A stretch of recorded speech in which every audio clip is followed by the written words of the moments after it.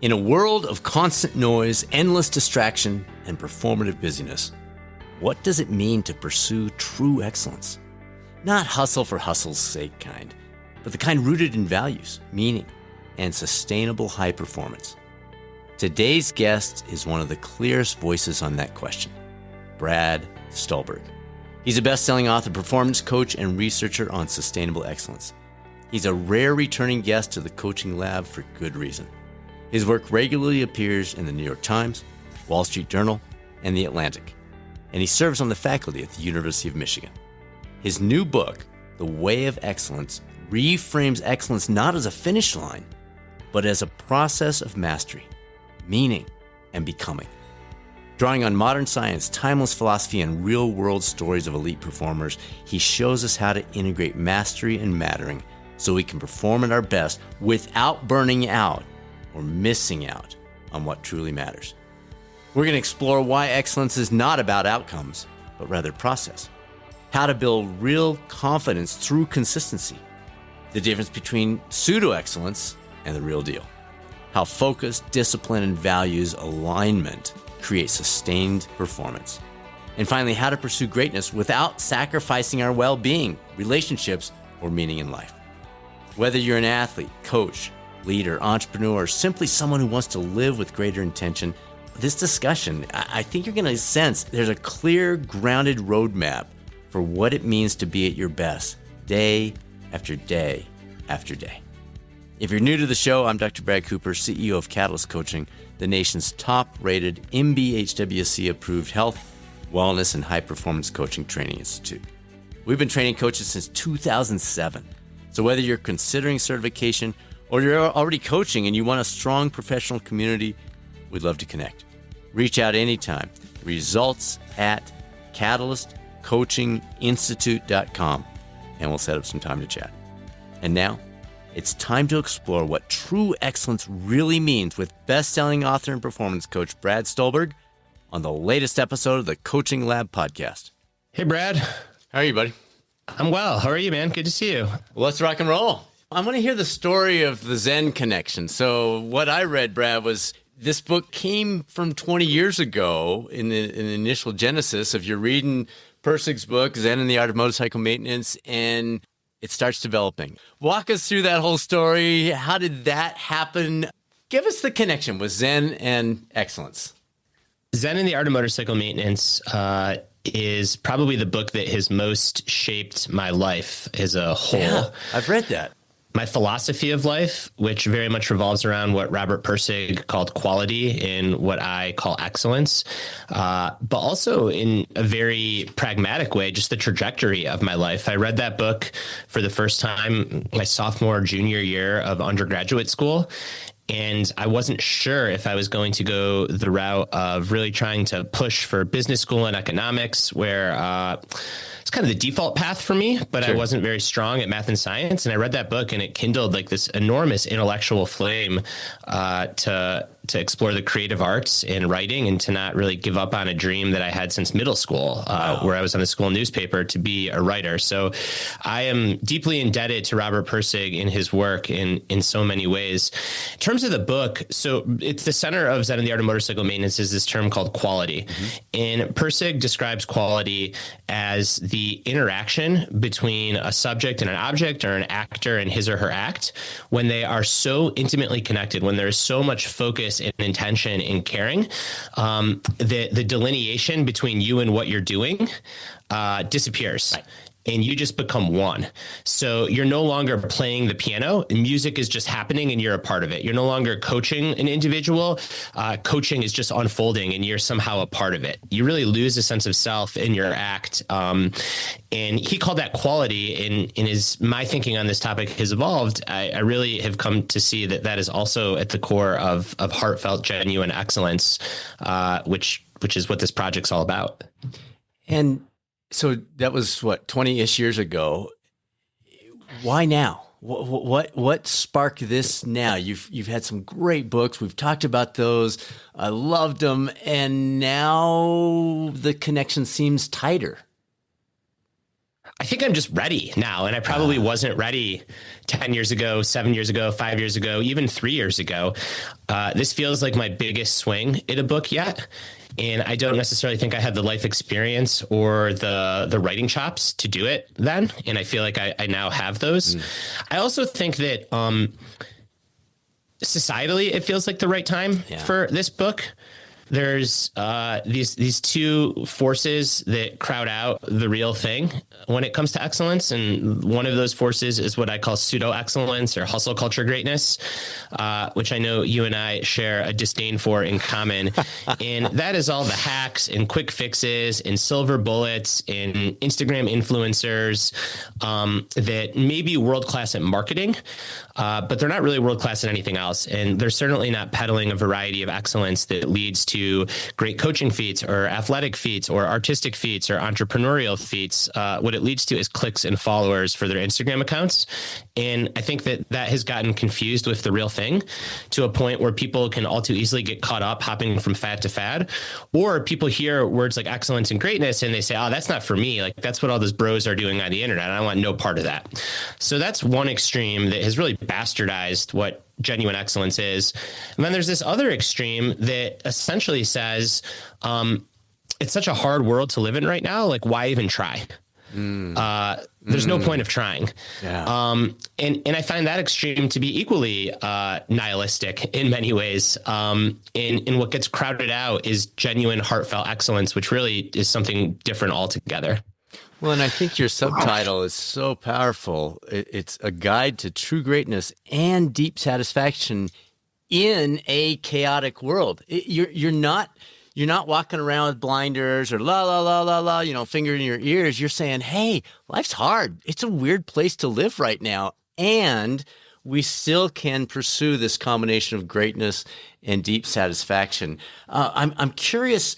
You mentioned as a writer that you don't so much think your way forward as you feel your way forward, and you quote George Sanders discussing the role of the subconscious. Is that something that we could apply to any aspect of our, whether it's professional or personal life, or is that specific to Brad Stulberg?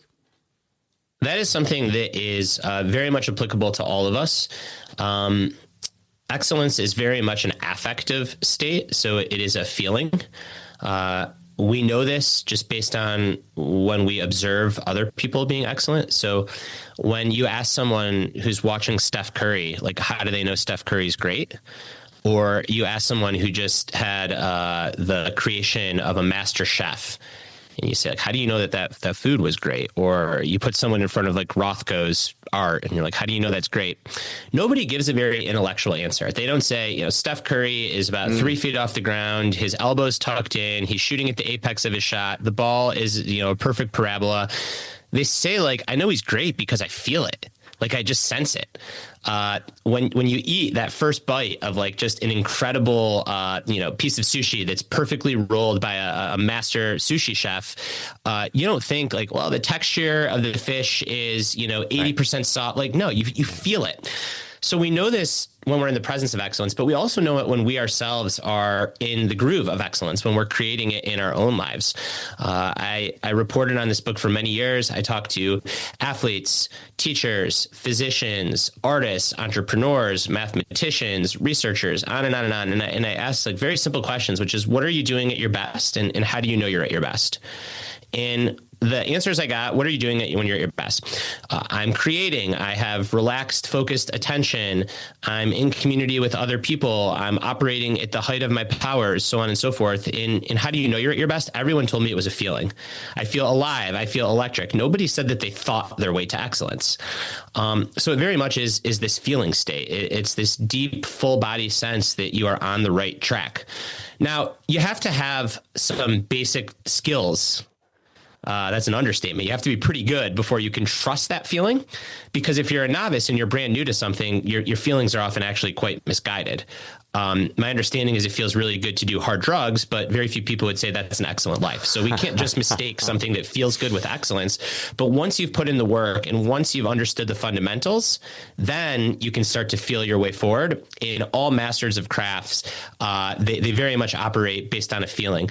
It's really interesting. I think this really came out most fascinatingly when I was talking to surgeons, and just how many really good surgeons do zero thinking when they're in the OR. Like there's just no thinking involved. They're just completely feeling their way forward. They're feeling the pressure of the instruments in their hand. They're feeling the pressure and the texture of the joint or the limb or the organ, if it's a transplant surgeon that they're operating on. They didn't tell me that like they go through this like methodical, intellectual exercise in the OR. They all told me like, I feel my way forward. So I think that it's absolutely true for all of us. I mean, you're making me think of the unconscious competence element. What about the person who's sitting here listening saying, oh yeah, I totally hear what Brad's saying, but I never feel that. Like I know it exists. I hear people talk about it. I read about it in Brad's book, but how do I get that? All right. So yes, unconscious competence is exactly what I'm talking about. And before you get to this unconscious competence, you have to go through some other phases of learning and development.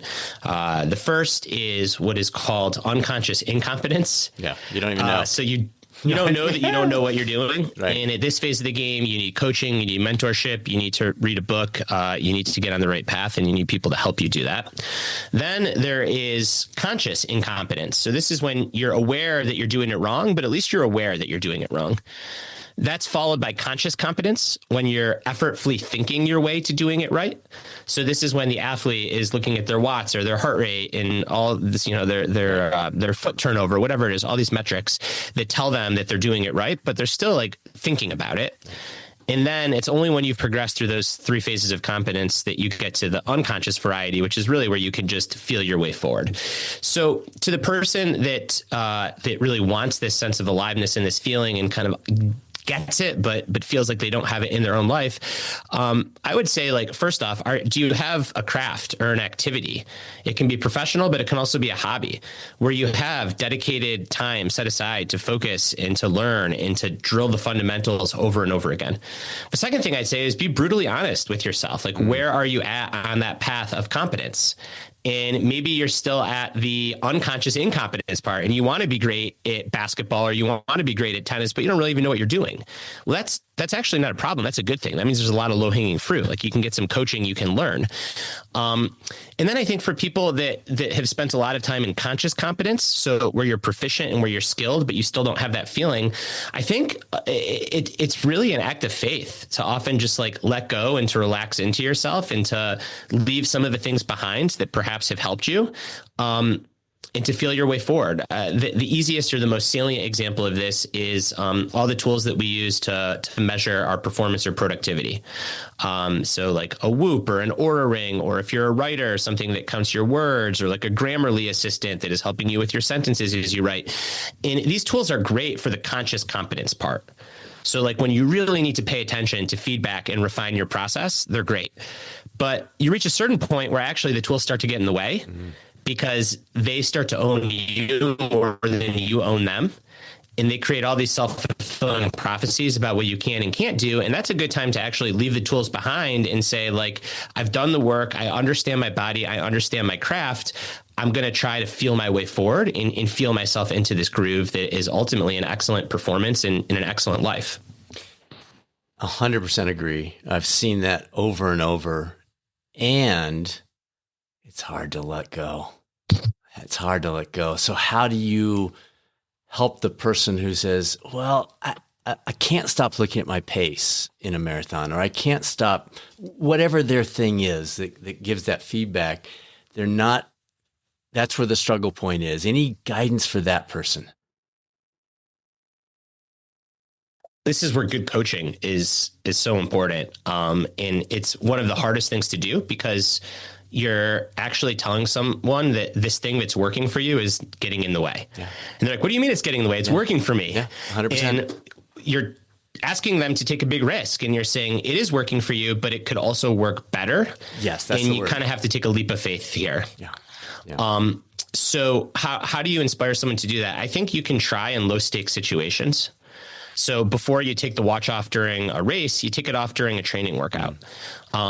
Before you get rid of a word tracker, when you're on deadline, you do it in a situation where there's some more breathing room where you can fail.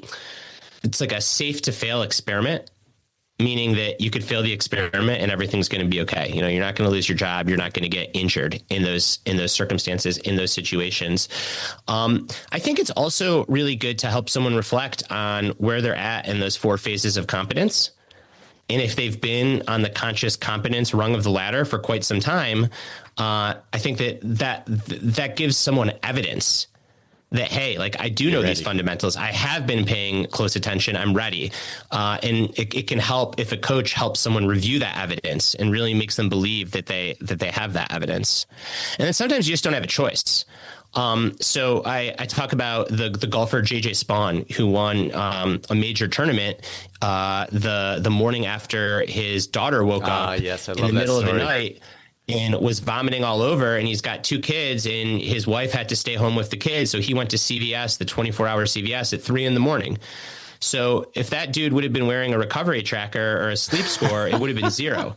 The longevity influencer, Brian Johnson, would have had a stroke just looking at the device. And JJ Spaun went out there and won a major golf tournament the next day. So sometimes you also like, you just have 2 choices. You can either let performance anxiety cripple you, or you can say like, screw it, I'm just going to let it rip. Like in his case, I've been golfing my whole life. I didn't sleep great, but like today's the day 4 of the championship tournament. I'm going to go play my best and see what happens. Yeah. And I think taking some of that pressure off maybe nudges you into that as well. Let's talk about the obsession side. So you talk about excellence in that worthwhile engagement, alignment with values and goals, all those kinds of things. How do we monitor that razor's edge between full engagement, which is great, and obsession or over the top? It feels like you've got to walk that edge to be at that level, and it's so easy to fall to the wrong side. The way that I think about this, well, first off, I agree with you. It is. And you're constantly skirting this line, and everyone is going to step over it from time to time. And it's just important to course correct. So how do you know when you're approaching it or you're stepping over it? I think there's a few telltale signs. The first is when there are areas of your life that are truly important to you. Not that you think should be important based on what other people say, but that are actually important to you. And those other areas of your life start to suffer in a big way. So if you care about being a husband or wife, or you care about being a mother or father, or you care about your health, and you're not spending any time with your kids, or your marriage is falling apart, or you're gaining all this weight and you feel like crap, those are signs that, hey, I need to back off what I'm sacrificing here, because I'm actually sacrificing too much and in a way that's going to hurt me as a person and therefore hurt my performance. The very practical way that I like to think about this is having minimum effective doses for important areas of your life. That's beautiful. So let's say that you're about to go all in on starting a business, and you want to pursue excellence, and you want to be the best entrepreneur, the best leader that you can possibly be. And it's going to be a season of your life that might last a couple of years where like this is the main thing. That's great. I encourage that. I think that is exhilarating, and it leads to incredible contributions to the world. We need people to start businesses and to give them their all. What does the minimum effective dose look like for your relationship? So how are you going to know that you're maintaining your relationship to a level that it's not going to fall apart? What does the minimum effective dose for your health look like? Maybe in an ideal world, you would train for 60 minutes, 5 days a week. During this season of life, maybe you're only going to train for 3 days a week for 45 minutes. But once you go below that, then you've tipped over into that unhealthy obsession. What's your minimum effective dose look like if you're a parent? Maybe in an ideal world, you're having 5 family dinners a week. Maybe during this season of life, it's only going to be 4 or 3. But once you start having no family dinners, well, then you've tipped over the edge into obsession. And what happens with obsession is your world just gets smaller and smaller and smaller until the only thing that you have is your craft. And that puts an exorbitant amount of pressure on you. And when things inevitably don't go well, because everyone, even the smoothest paths to excellence, face trials and tribulations, your whole identity is at stake and you can start to fall apart. So it's okay to be all in. You just can't be all in all the time. Yeah. And how do you know? It's when these things that are truly important to you start degrading in a way that is unacceptable to you. And you need that feedback loop. I love that concept. Let's step in slightly more with something that's difficult to measure, your marriage or as a father or mother. Any thoughts on that? Is it literally just sitting down with your kids, your partner, and saying, how are we doing? Because I know that I'm distracted. Like literally, how are we doing? Because I love you. I care about you. This is really important. And I don't want to blow this up. That matters far more long-term than this other thing I'm working on. How do you suggest that feedback loop in something that's more subjective than objective? Great question. I think with a husband-wife partner, it's a conversation, and open communication is just so important. And you have to be willing to listen to your partner when they say, actually, like, I don't feel like I'm getting the attention I need, or the relationship is getting the attention it needs. And you have to take that seriously, even if it's what you don't want to hear. With children, it depends on their age. I think for older children, great communication is the gold standard. I think if you have really young kids, it's hard to ask like your 2 or 3 year olds that question, of course. I think though that most people can kind of know, like deep down inside, really like, reflect. Am I being the kind of mom or dad that I want to be? How distracted am I? When you're going all in, you're always going to be distracted. And young kids can be pretty boring too. Like there's not much a 2-year-old can do. But are you constantly checking your email or listening to podcasts while you're supposed to be reading to your kid? Like, does that feel right? And if you pause and reflect on it, generally the answer is no. So this all sounds great intellectually. I think the challenge is when the rubber meets the road. Like in the moment, what do you do? And here, I just think you have to have self-imposed constraints and rules. You have to be able to say that the phone goes away between 6 and 8 p.m. come hell or high water. It's in another room. It's turned off because I know if it's on me, I'm going to be distracted. I'm going to check. And all the things that I just said about being a great husband, great wife, great parent are going to go to the wayside. This means when you're driving, put the phone in the glove compartment. Like it's not worth it to check your email on the highway if you have other people that care about you. And even if you don't, it's not worth it to the other cars on the road. However, if the phone's not in the glove compartment and you're launching a company and you've got 1 million important emails, you're going to reach for your phone and check it. So like physically remove it, figure out the time and spaces where it is harmful either to your physical body or to your relationships or to your emotional well-being to be distracted or to be online or to be all in on something that you need a break from, and remove the temptation or like create physical space between you and the temptation. It's not foolproof because you could be at your family dinner and your phone could be down in your basement turned off, but your mind could be thinking about, your work or the big project that you're on. I think you also have to show yourself some grace. And this is what mindfulness meditation is all about. It's non-judgmental awareness. It's I'm drifting off. My physical body is here, but I'm no longer with my family at this meal. I'm actually thinking about a business problem. So I have a couple options. If this is truly a thought that is just going to absolutely shift the course of my next week, month, or the success of the company, I can just excuse myself and jot it down on a note card, not go to my phone and pull up my email because now I'm really lost, but I can jot that idea down on a note card and then get back to dinner. Or I can say, actually, like this is just noise. Like I'm not going to solve this problem right now. I'm with my family. I'm not going to judge myself. I just notice it. And then I bring my focus back to what's in front of me. And that's an ongoing practice. Wow, that's powerful, Brad.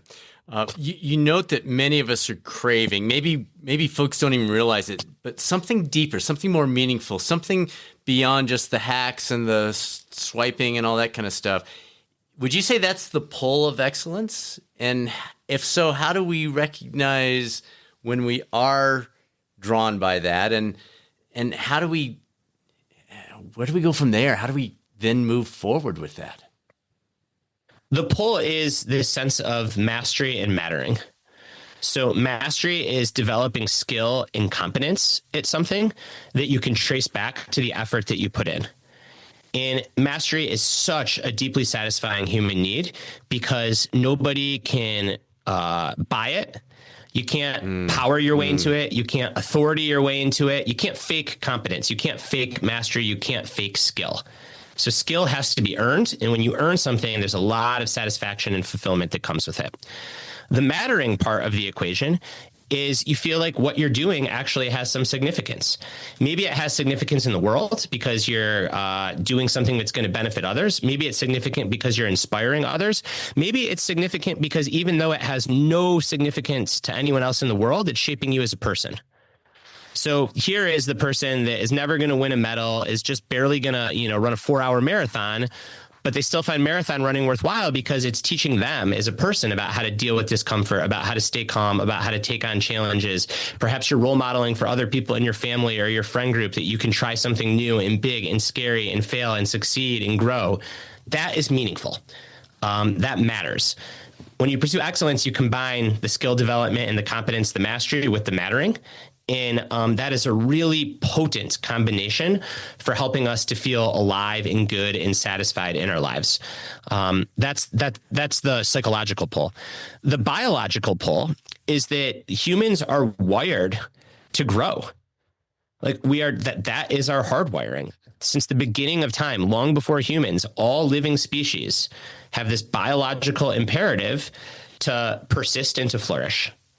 And for the longest time, that just meant find conditions that are optimal for you to reproduce and survive, and reproduce and survive, and then die, and you've done your job. But we as a species live a lot longer than our reproduction age. And there are other sources of meaning in life for humans beyond just survival and reproduction. And we're arguably the only species, the only animal that has the cognitive capacity and the lifespan to be able to pursue these other sources of flourishing. So the same drive that single cell bacteria has to endure and persist, we humans have. It's deep in our DNA, but there's so much more to life for us than just surviving, reproducing, and persisting. We want to create, we want to contribute, we want to challenge ourselves. These are basic drives. How do I know that this is true, and how do I know that this is worth focusing on? I just ask the listener to think about the times in your life when you felt most alive, when you felt best, when you felt really exhilarated. And my guess is that a couple things are going to come to mind. One is falling in love. Nothing like it. Absolutely incredible. Another is being in the presence of beauty, or being in the presence of someone else achieving excellence. That is watching a performance that brings you to tears. That is watching the United States 4x100 swim relay team. And I think it was the '08 games when they had that come behind wind, and like, you just knew what you were seeing was otherworldly. It was so special. I can still feel it in my spine, like the chills. Okay. So you're observing excellence in others. And then the third category that people say is, it's when I'm in the pocket of a deadlift at the gym, or it was that year that I was starting my company and it was so freaking hard, but we got it done and everyone came together as a team. Or it's when I take out the guitar and I struggle over and over and over again to get this riff right, and then I finally nail it. So love and excellence. And what do those two things have in common? You give them your all. There's this sense of focus and attention and intimacy. In the case of romantic love, it's intimacy with another person. In the case of excellence, it's intimacy with a craft. You care deeply about something, and it fulfills you and it satisfies you. So I would argue that the two most important things to pursue as a human being, forget as a performer, are love and excellence. And as I argue in the book, like, love and excellence, they actually start to look a lot alike, because what is dedication and commitment and repeated practice and showing up and trying to stay on the path and then falling off the path and then getting back on it and caring deeply, like, that's how you describe excellence, but that's also how you describe love. And these are just enormous forces in our life. I'm feeling that there's an element of risk that's inherent in both of those. So if I'm going to love someone, it may not be returned. It may not last. It may not. So there's risk there. If I'm going to go all in on whatever, the deadlift, the sub-3 marathon, the doesn't matter. Pick your tennis challenge. pursuit. Yeah, whatever your thing is, I may not make it. I may fall short. So does there have to be an element of risk in order for excellence to occur? I don't even think it's risk. I actually think it's just straight up heartbreak. Because risk implies that there's a chance. No, I think for sure heartbreak. I mean, the things you care about break your heart. You could have the greatest marriage of all time and love more deeply than anyone, and either you're going to die and it's going to be heartbreaking as you go that you're leaving behind your partner, or your partner's going to die and it's going to break your heart. You could give your absolute all to starting a company, to making arts, to becoming a better athlete. And if you do it for long enough, you are absolutely going to fail at some point along the way. Like nobody just has successes. Ongoing. Absolutely. You could raise the most incredible family and kid, and eventually that kid's going to move out of the house, and that's going to break your heart. So I think it's even beyond risk. I think that when you sign up for love or excellence, you have to care so deeply that you are essentially committing to getting your heart broken. And that's just a part of the deal. And it's a realization that the things that break your heart are the same things that fill your life with joy and meaning and satisfaction and fulfillment.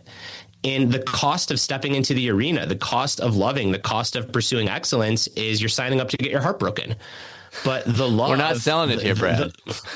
But here's the sell. I think the love, whether it's the love of another person or the love of the game or the love of the craft, like that's bigger than the heartbreak. And that's ultimately why you do it. But yeah, it takes guts. It's so easy to sit on the sidelines and to be nonchalant and just to phone it in and to coast and to never really love deeply and to never really try your hardest, to kind of hold everything at an arm's length not because you're cool, but because you're scared. Yeah. You're scared that you might get embarrassed, or you're scared that you might get your heart broken. And I think excellence requires saying like, yeah, I might get embarrassed and I certainly will get my heart broken at some point. That's just the cost. But the upside, the texture, the fulfillment, the satisfaction, the aliveness is well worth the cost. And you don't have to go into it recklessly.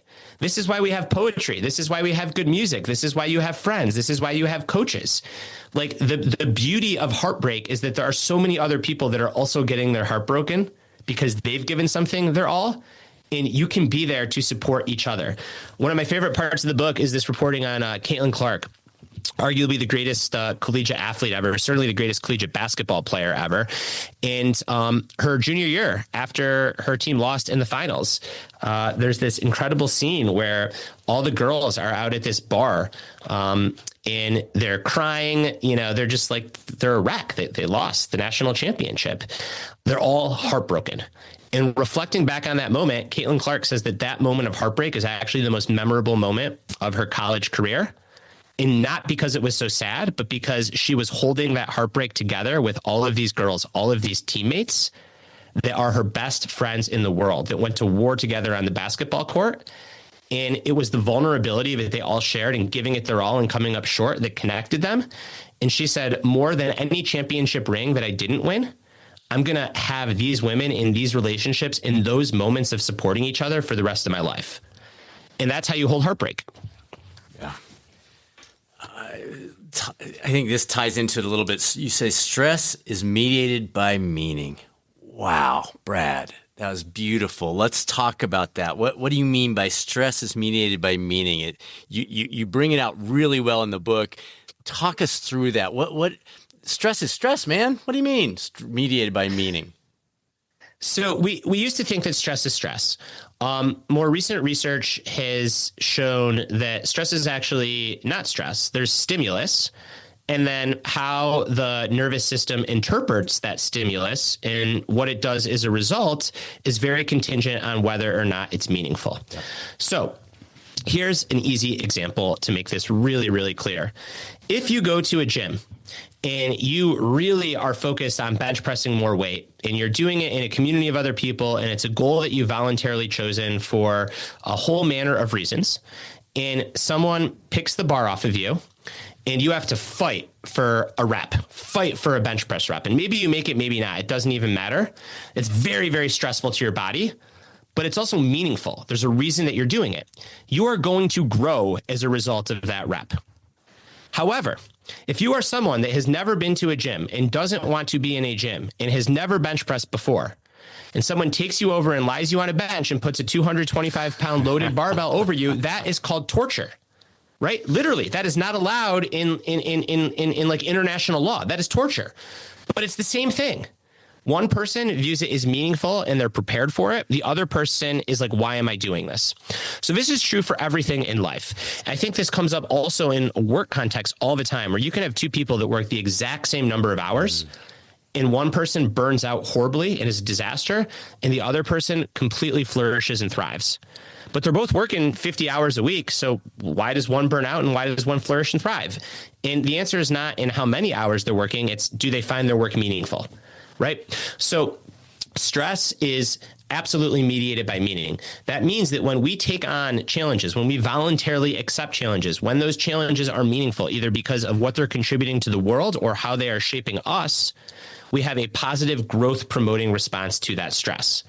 That is very different than when stress is just enforced upon us involuntarily and we don't view it as meaningful. So especially this time of year, it's late January, your book just came out, and we're hearing the word should from everyone. I should have done this, or I should do that. That's the opposite of what you're talking about. Yeah, don't shit all over yourself. It's one of my favorite expressions. You don't want to shit all over yourself. You don't want to shit all over yourself. That self-judgment, it very rarely is helpful. Do you want to do it? Yeah, there's no meaning in that from your previous conversation. Yeah, and I would reframe it. Like, do you want to do it? I should do more for my aerobic fitness. Okay, well, do you want to do more for your aerobic fitness? And if the answer is no, then great. Like, stop talking about it. It's a trade-off that you're making. Yeah. That's fine. Yeah. If the answer is yes, then maybe it's like, I wish I could have done more. Here's why I didn't. Here's what I'm going to do differently. So I think that if we can replace the shoulds with the question, do I want to do this? And if I do want to do it, then how can I do it? It's so much more productive. I also think that there's a lot of mimicking other people's big challenges and other people's goals. So, this time of year, everyone's posting about their New Year's resolutions. And I guess by now, a lot of people, according to the research at least, are probably falling off the bandwagon. But people are saying, I'm going to qualify for the Boston Marathon, or this is the year I'm going to get my Series A funding for the company, or I'm going to start my Substack newsletter, whatever it is. And everyone's broadcasting this across social media. There's a real risk in just taking on someone else's goal because you think it's like cool or what everyone else is doing. That's not meaningful stress. That's just going to be freaking stressful. It's great to climb mountains and to aspire towards high peaks, but it's really important to pick the right mountains to climb. And the stress response that you have along the way is going to be completely contingent on how meaningful you find what you're doing. You're making me think of, you talk about owning your seat, and I feel like maybe there's an overlap here with that element of owning your seat, but also owning your goals. You're not adopting somebody else's. You own it. Is there some connection there, or am I taking your words and translating them inappropriately? I think owning your seat can definitely relate to goals. In that context, I would say it's just about knowing yourself, knowing what you value, and setting goals accordingly. And doesn't really matter what other people are doing, because those are your values and those are the goals that are going to allow you to work on your values and work toward your values. That's how I would think about owning your seat in that context. The chapter in the book that phrase comes up in is the chapter on confidence. And the story there is essentially, I had an article commissioned by this magazine called Lion's Roar. And it is known as probably like the foremost popular modern wisdom magazine. And I'd done plenty of writing for large outlets. I've written for the Wall Street Journal. I've written for the New York Times. I've had books published, but I've never written for a wisdom magazine, right? Like, who am I to be wise? There are so many incredible wisdom teachers that have been published in Lion's Roar, and I just didn't feel like my voice belonged, to be honest. So I submitted a draft of the piece. And I thought it was a great piece. It was on right striving, right effort, which is just an Eastern wisdom, and particularly a Buddhist way to think about the pursuit of big goals. And I thought the piece was great. And I quoted a ton of people. I quoted Jack Kornfield. I quoted Sharon Salzberg. I quoted Joseph Goldstein. I quoted all of these other teachers. And the editor got back to me and she said, it's a great piece, but like, I don't want to hear, I already know what they think. They've been writing for this magazine for 40 years. I didn't ask them to write the piece. I asked you to write the piece. Like, I want to know what you think. Own your seat. That's what she wrote in an email. Those 3 words, own your seat. And what she meant is like, I needed to own my seat. Like, I have something to say. I have the evidence that I have something to say. I've studied this topic for years. And I have a different perspective. So I need to be confident in my perspective and not quote all these other people, but say what I think. And in that, the piece is fine. The piece got published. I got paid $300 for it. But now so often in my life, I think like when I have imposter syndrome, is it because I haven't done the work and I need to give myself more evidence that I belong? And if that's the case, I go out and I put in the reps and I give myself more evidence. Or do I actually just need to, own my seat? Like I've done the work. I have the reps. I have the evidence. I think there's this misnomer that all you need is self-belief. And I think that's BS. I think self-belief is hugely important, but you also have to give yourself reason to believe. So if you have the evidence, then the self-belief really means something. And in this case, like I had the evidence, I just didn't believe in myself because I was scared. And those 3 words, like own your seat, it lit some switch in my brain, or flipped a switch, I should say, in my brain. And it's really powerful. So I've been speaking around the country for, 35 years. And as I was reading that part of your book, I thought, oh my gosh, like the first 25 years or whatever, I'm just quoting Tom Peters and, all these authors, because I read everything. Your library and my library are mirror images of each other. They are packed up. And finally, I don't know, 10 years ago or so, I started owning that seat. But is it an age thing? Is it a time thing? Is it, I just should have, there we use the should word, so we'll pull that out.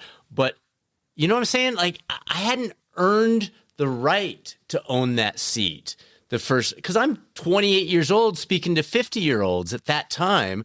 Now I'm a 60-year-old speaking to peers and people younger. So it feels different. But is it time? Is it, walk us through that. Do you earn that seat? It's reps.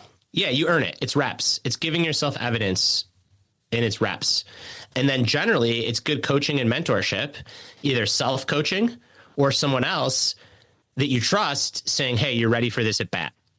Like whether or not you think you are, you are, and I'm not going to put you at the plate unless I didn't think you were ready. I mean, that's what that editor did for me.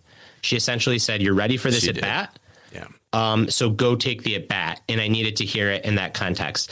It's also time and evidence. You asked me why now for this book. I've written other books, and essentially it's because it probably took me 20 years of dedication to this craft and this topic to feel like I could own my seat on excellence. I mean, excellence is a big topic. Sure. I think 5-6 years ago, it's like, I like Persig, and I work with high performers, and I try to orient my life around this, but I'm still young. My kid's still super young. I don't really know. It's been 20 years, and now it's kind of like, all right, I think I can own my seat on this topic. Yeah. That's good feedback. You talk about, as we're looking into renewal, the concept of renewal, you point out the danger, and I was like, oh my gosh, red flag for me. Turning rest into work. And I know I do this, and I do this all the time. What are some signs, symptoms, potential ways to approach it, or help people recognize it in themselves initially? And then once they recognize it, what do you do with it? The first thing I'd say is that rest is not something to win at or to perform at. Straight up. Straight up. And there's no Strava. I guess now there is a Strava for rest, right? People post their sleep scores. Like it's absurd. You're literally turning sleep into another thing to achieve at. The whole point of sleep is to rest and restore. So the first thing I'd say is that if you are trying to win or perform at rest, then you're probably not resting effectively. I think that a lot of people fall into this trap of feeling like they need to optimize their rest. And there is something to say for like resting appropriately and resting well. But what we know from the literature is that the number one thing for rest and recovery outside of sleep is hanging out with friends. So I'm going to make some enemies here, I'm sure, with listeners, and just keep an open mind. But you could take a sauna, do a cold plunge, put on your Normatec recovery boots, do your box breathing exercise, have your green smoothie. And if you're stressed because you got to do all those things in the hour and a half that you have, one, it's probably not restful because you're stressed. And two, if you're doing those things alone, it would have been better for you to go to Buffalo Wild Wings and watch football with the guys, or I don't want to be too or the girls in that case. I don't want to be too stereotypical, or just to hang out on the couch with your friends. So I think that we often overcomplicate it. Now, is there nuance? Absolutely. If you're trying to be a world-class athlete, Sure. Is there a place for like Normatec boots? Not even world-class athlete. If you're trying to run really fast, sure. Like these are all tools. But again, you have to ask yourself, like, is the tool helping or getting in the way? And in the case of rest, if the thing or the habit or the ritual or the routine or the tool is causing you stress or causing you to feel like I need to do this really well, then it probably defeats the purpose of rest. If it is helping you ease into a more restful state where you can truly check out, then great. It's really restful. And this is going to look different for different people. One of my favorite examples, I just had a conversation with a close friend that lives in town here, is a sensory deprivation tank, like a dunk tank. Sure. Okay. There's a couple of them around Asheville. And this is where the nuance comes in. Person A, let me step back here, Brad. So we're going to think of this as a rest and recovery modality, which is generally how it's marketed. Let's pretend there's two people. Person A has to leave their family and drive there and then find parking. And now they're stressed out that they didn't find parking and they're rushing to get there in time. And then they get there and they go into the sensory deprivation tank and they signed up for 60 minutes and they're already 10 minutes late. So now they're like, I only have 50 minutes. Am I actually going to settle in? And their mind is kind of racing. And they're a little bit anxious because they actually don't like being in a sensory deprivation tank. And then they get out and then they hustle back to the car and then they have to shower. And then they're feeling a little bit guilty because they've been checked out while their family's been without them on a Saturday. Is that very restful? No. Person B goes to the sensory deprivation tank, is not stressed about parking, absolutely loves the experience of feeling like their body is melting away in this dark room, feels completely reinvigorated after. Is that effective rest and recovery? Absolutely. So same tool, just different people, different temperaments, different situations. So it's hard to be too prescriptive beyond getting really clear with yourself and being honest with yourself and saying, is this stressing me out or is this helping me rest and relax?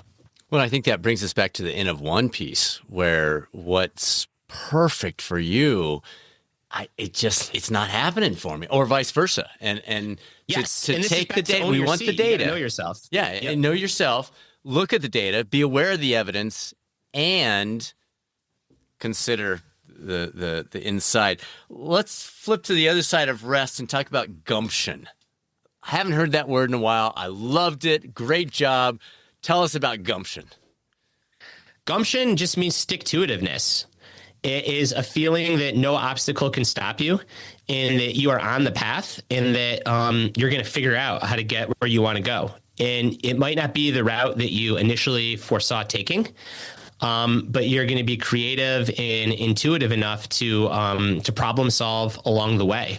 So it is this forward inertia, this sense that you are entering into a groove and this real deep commitment to staying on the path.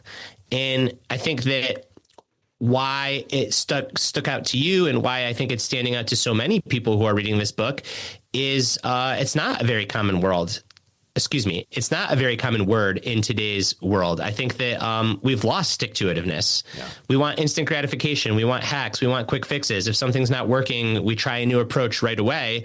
And gumption is having confidence in yourself and in your approach and saying, like, the train is going to keep chugging down the tracks. And some days are going to be slower than others, but, like, I'm on these tracks and nothing's going to take me off of them.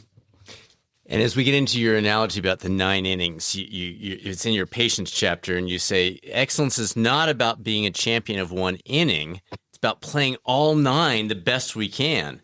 How does that play out in real life? And I was curious as I was reading it. I was thinking, but are there times when we do want to put all our energy into a single inning as a relief pitcher or whatever we want to carry that analogy into? In that chapter, that metaphor is really used to help bolster this idea of we often, and this is so cliche, but it's true, we often underestimate what we can do in a year, let alone a decade, and we often overestimate what we can do in a day or a week. And a tale as old as time, from beginners who have never dabbled in their craft or who are brand new to the idea of self-improvement, all the way up to Olympic medalists. is trying to do too much too soon, only to burn yourself out or get injured or sick. So it helps to zoom out and to remind yourself that, hey, it takes a long time to get really good at something. And if I rush this process, I may have this false sense of getting there fast, and it might feel really invigorating right off the bat. But 2 months from now or 2 years from now, I'm going to be in a hole that I'm not going to be able to climb out of. Mm-hmm. So much like a 9-inning baseball game, you have to pace yourself. Now, are there innings that are really important and that you want to emphasize? Absolutely. But it's still just one inning of a game. And when you zoom out and you remember that the game is 9 innings, it allows you to really like release some of that pressure for everything to be perfect always. I think that there is this notion that like you have to have a heroic day, or every day has to be great and heroic, when actually like what you want is a heroic decade. You want a heroic body of work. And that's where the 9-inning metaphor is helpful. And I'm sure that the vast majority of your audience, like your pushers, your strivers, your driven people, it's why you're listening to this show. I think very few people are probably over-indexing on being too patient. And I think more people are probably falling for the trap of not being patient enough. And I think most people need to hear like, hey, 9 innings, you might want to be in the bottom of the 8th, but you might only be in the top of the 3rd or the top of your 4th. And that's okay. And that's why, again, it's so important to find satisfaction, not just in the result, but in the process, because the process, like that's all the innings, you know, whether or not you win or lose the game, like you got to play the 9 innings to have a chance to win or lose. So hopefully you can find ways to enjoy the actual playing of the game itself. You mentioned this phrase, digital Sabbath. Talk us through that a little bit. You hear the idea of setting things aside, but maybe how you've rolled that out.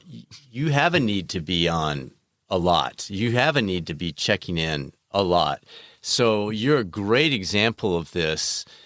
And maybe you can share some struggles you've had with it and tools that you've used to enhance that. But walk us through that idea, why it matters, and the role it's played for you.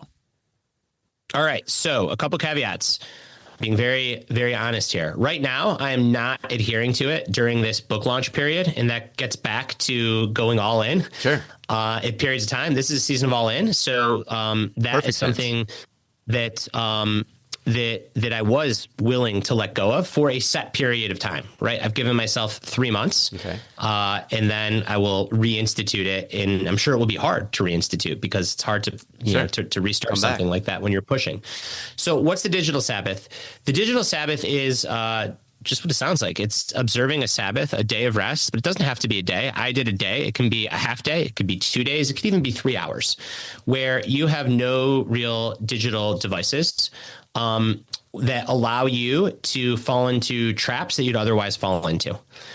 So for me, I don't have a problem with like binge watching Netflix. I actually really like to watch sports on the weekend. What I do have a problem with is the internet, checking email, social media, working, following the news, reading the New York Times, whatever it might be. So my digital Sabbath consists of my computer and my phone.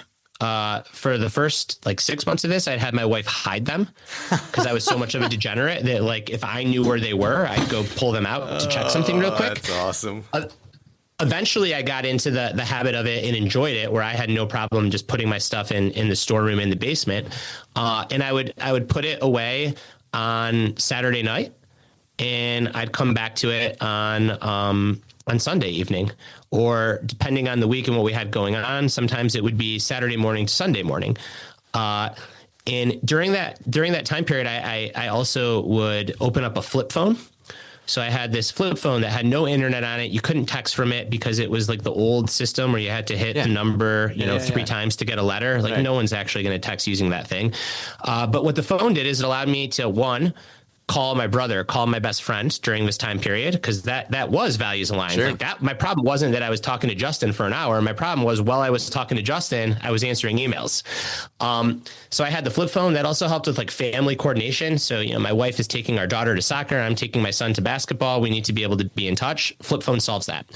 And that was it. And like no other problems came up. And everyone always says, well, what if there's an emergency or I need to coordinate with my partner because we're running kids around? It's like the answer is always the same. It's an old school flip phone. And they make them, the brand that I use was called the Jitterbug. They're really meant for senior citizens. So they're extremely low tech. And also I later learned once I got the phone that if I were to have taken a bad fall, while I have my Jitterbug on my digital Sabbath, it would have called the ambulance for me. So it's a nice little, nice little perk of the Jitterbug. Since I started the digital Sabbath, a new company and a new technology has come on board. It's called the Brick. I've never used it. A lot of people swear by it. It's this little device that allows you to quote unquote brick your phone. So you touch the brick and you program the brick to lock certain apps on your phones, and it will lock those apps for you. And then it's not until you touch the brick again that those apps open up. So I think that when I reinstitute this, I'll probably go away from the flip phone. I'll probably get a brick, and I'll just have my wife hide the brick so I can't unlock my phone until the time is over. I love that. And thank you, because the way you brought that out, it could be 3 hours. It could be a half day. It could be just phone and email. It doesn't have... I think people tend to think, and oh my goodness, probably driven by our social media stuff, it's all or nothing. And you're saying, no, it's the important, not the all or nothing. It's figure out what matters, what's meaningful, what moves your life dial. And that's where it right. Like doing I don't keep, I'm not an observant religious person. So for me, there's no like rules about electricity. And I really enjoy watching football on Sunday. I watch it with my son. I watch it with the neighbors. Like watching football is not getting in the way of me connecting with people and living my best life in the same way that scrolling Twitter is. Right. So it makes no sense to say I'm not going to watch football. Right. What made sense was like, what are the attention vampires? What are the traps in my life that detract from my ability to think my own thoughts, to have the challenge of sitting with boredom and discomfort, and to really connect with people that I love? And it always came down to computer or phone. Yeah. So those were the two things to trash. It's beautiful. Brad, last one. I don't want to leave without us talking about this concept of joy. You have a beautiful visual where you're connecting negative emotional drive to burning dirty fuel versus stepping into joy. Could you flesh that out for us a little bit, and the role of joy and the mindset of joy in this process of excellence? For sure. There's a big myth or misnomer that intensity and joy can't coexist. Amen. So that you either have to be super intense, or you're just going to be fun loving and not really care.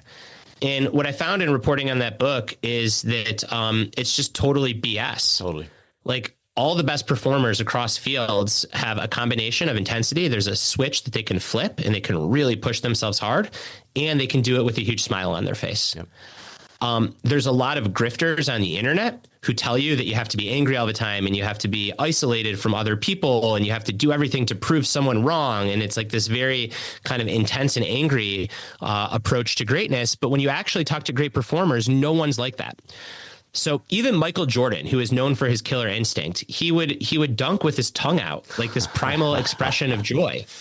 So the most killer, the most intense athlete of the prior couple generations, like he played with deep joy for the game. He loved the game of basketball.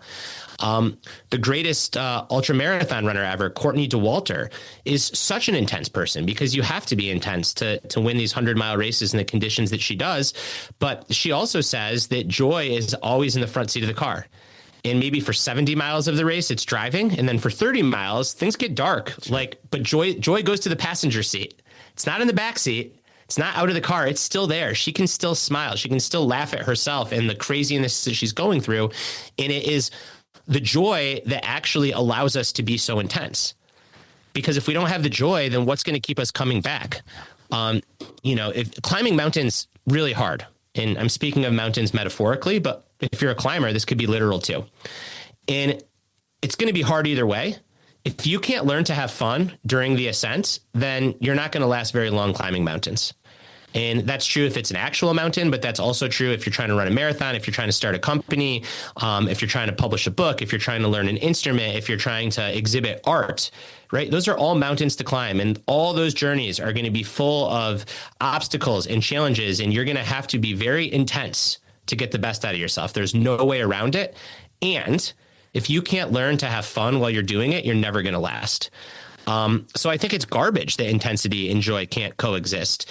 And if you don't believe me, just go to YouTube and type in Steph Curry highlights, and you'll see someone who is slaying the NBA at age 37 with an enormous smile on his face for almost every single moment of it. He was exactly who I thought of. Obviously, part of that because Steve Kerr gave you such a nice testimonial for your book. But as you were talking, I thought Steph is this smaller guy.